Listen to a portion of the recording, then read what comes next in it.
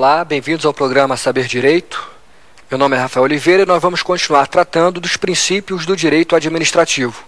Na aula passada, a gente acabou falando dos últimos princípios que estavam expressos no texto constitucional. Nós abordamos os princípios da impessoalidade, moralidade, publicidade e eficiência. Na primeira aula, a gente já tinha falado do princípio da legalidade e a partir da aula de hoje, nosso terceiro encontro, nós vamos tratar de princípios implícitos no direito administrativo e a gente vai tratar, na aula de hoje, do princípio da razoabilidade, do princípio da proporcionalidade e do princípio tradicional da supremacia do interesse público sobre o interesse privado. Portanto, a partir da aula de hoje, nós vamos abordar outros princípios que não estão expressamente colocados no artigo 37 caput do texto constitucional. São princípios que têm a mesma força normativa, mas têm essa peculiaridade de não estarem consagrados literalmente na norma constitucional ou no texto constitucional. Hoje, nós vamos abordar o princípio da razoabilidade, da proporcionalidade, princípio que está em voga e princípio que gera algumas dificuldades importantes. E vamos tratar também de um princípio tradicional, o princípio da supremacia do interesse público.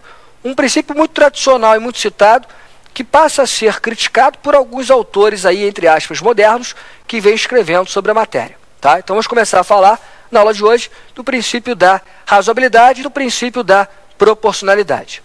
Eu vou tratar conjuntamente dos dois princípios, razoabilidade e proporcionalidade. Esses dois princípios não estão expressos no texto constitucional, como eu já disse, mas são dois princípios que a doutrina diz, dois princípios que estão, segundo a doutrina, consagrados implicitamente no ordenamento jurídico brasileiro. Para você trazer o fundamento constitucional desses princípios implícitos, você deve compreender, em primeiro lugar, a origem histórica desses dois princípios, da razoabilidade e da proporcionalidade. Dependendo da origem histórica e dependendo da sua posição pessoal, você pode trazer um ou outro fundamento para esses dois princípios. O princípio da razoabilidade, por exemplo, com esse nome, princípio da razoabilidade com esse nome, ele tem origem no direito norte-americano, nos Estados Unidos. Lá no direito norte-americano, esse princípio da razoabilidade, ele nasce a partir da ideia da cláusula do devido processo legal. O que aconteceu lá no direito norte-americano? O devido processo legal, no início, ele tinha um caráter procedimental. Era um devido processo legal com caráter processual, procedimental. Aquela ideia pioneira do devido processo legal nos Estados Unidos era uma ideia que dizia o seguinte: olha, um particular, uma pessoa qualquer, tem direito à ampla defesa, tem direito ao contraditório, tem direito a um procedimento legal previamente estabelecido. Então você tinha uma primeira ideia do devido processo legal que trazia garantias processuais para aquelas pessoas que procuravam o judiciário. Essa ideia de devido processo legal processual, ela evolui no direito norte-americano por uma outra ideia. A ideia do devido processo legal substantivo. Ou seja, a ideia agora é de que não basta você estipular garantias para aquelas pessoas que vão a juízo. Mais do que isso, o devido processo legal agora substantivo, ele vai exigir do Estado a adoção de medidas que não sejam excessivas, que não violem o que as pessoas esperam do Estado.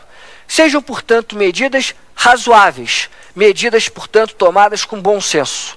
A ideia do devido processo legal substantivo, portanto, dá um conteúdo material e substantivo, por isso o nome, ao princípio do devido processo legal. Mais do que meras garantias processuais, o poder público agora não pode atuar com excessos. Ele tem que atuar com parcimônia, com bom senso, ainda que seja difícil estabelecer até onde vai o bom senso em determinado momento histórico. Mas, naquela situação, quando se começou a falar daquele novo devido processo legal chamado de substantivo, a doutrina norte-americana e a jurisprudência da Suprema Corte americana começaram a atrelar o princípio do devido processo legal substantivo a essa ideia de vedação do excesso, e eles cunharam então a expressão princípio da razoabilidade.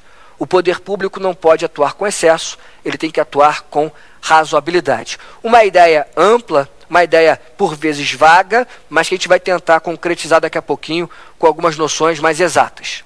Por enquanto, o que me importa é essa primeira ideia de que o princípio da razoabilidade, com esse nome, ele surge no direito norte-americano com a consagração da cláusula do devido processo legal substantivo.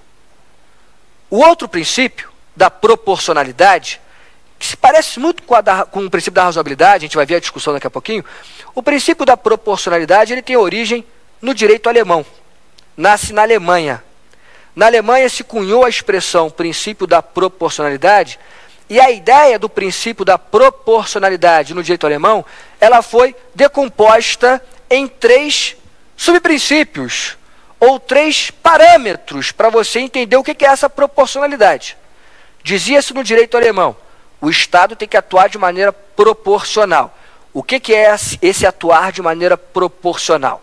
Para você verificar a proporcionalidade do ato estatal, você vai decompor essa proporcionalidade em 3 subprincípios, que a gente vai estudar daqui a pouquinho melhor.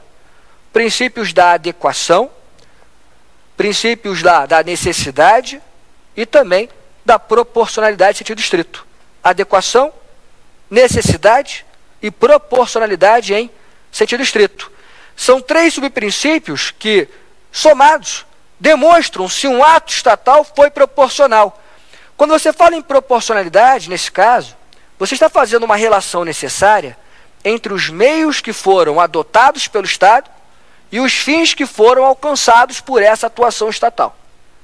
O Estado, a gente viu, tem diversos meios à sua disposição para atingir aquelas finalidades constitucionais. Quando ele adota um desses meios, você vai ter que verificar se esse meio adotado ele é adequado para atingir a finalidade perseguida, se ele é necessário realmente para atingir aquela finalidade ou se existir um outro meio menos gravoso. E se aquele meio adotado é proporcional no sentido estrito da palavra. Se aquele meio realmente, olhando para os outros meios possíveis e olhando para os outros princípios que se aplicam no ordenamento àquela atuação estatal, saber se aquele meio adotado realmente é o meio mais adequado à luz do ordenamento jurídico. Então você tinha ali, no princípio da proporcionalidade que vem no direito alemão, 3 testes de proporcionalidade ou 3 subprincípios. Para saber se uma medida é proporcional, você tinha critérios um pouco mais objetivos.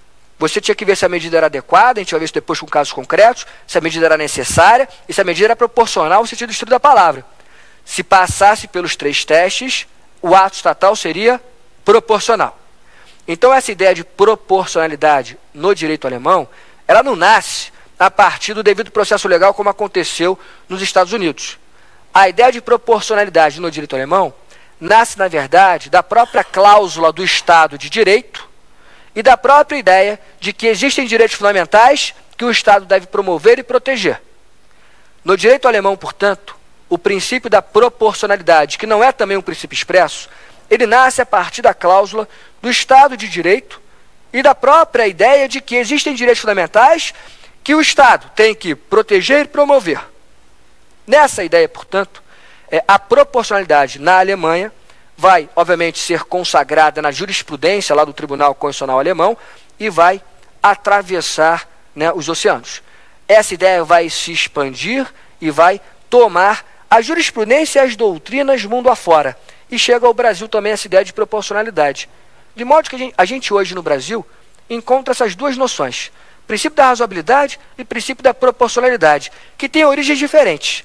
O princípio da proporcionalidade com aqueles 3 testes, com aqueles 3 subprincípios, o princípio da razoabilidade com a ideia de vedação do excesso, esses 2 princípios são trazidos para o ordenamento brasileiro.